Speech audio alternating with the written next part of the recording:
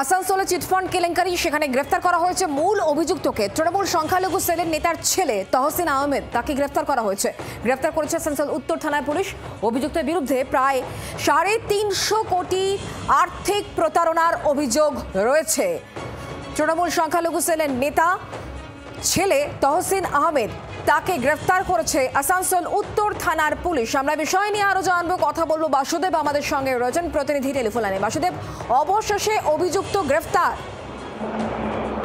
দেখো, ইতিমধ্যেই গ্রেফতার এবং যেটা জানতে পারা গেছে যে ইতিমধ্যেই আসানসোলের যে 19 নম্বর জাতীয় সড়ক, সেখানে চন্দ্রচূড় মন্দিরের কাছে সে দাঁড়িয়েছিল রাস্তার ধারে এবং তার হাতে একটি ব্যাগ ছিল।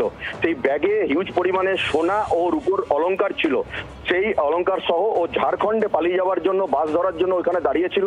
সেই খবরই যখনই পুলিশের গোয়েন্দা দপ্তরের পক্ষ থেকে, মানে পুলিশের যে নিজস্ব দপ্তর রয়েছে তাদের পক্ষ থেকে আসানসোল উত্তর থানার পুলিশ পায়, এবং আসানসোল উত্তর থানার পুলিশ যে নিজস্ব সোর্স রয়েছে, উত্তর থানা পুলিশের সোর্সের মাধ্যমে সেই খবর তারা পায় এবং সেই খবর পাওয়ার পরই সেখানটা তাকে ধরে ফেলে এবং তার কাছ থেকে হিউজ পরিমাণের সোনার অলংকার, প্রায় এখন পর্যন্ত যেটা হিসাব পেয়েছে পুলিশ, প্রায় 250 গ্রামের ওপর সোনার অলংকার পেয়েছে, 250 গ্রামের ওপর।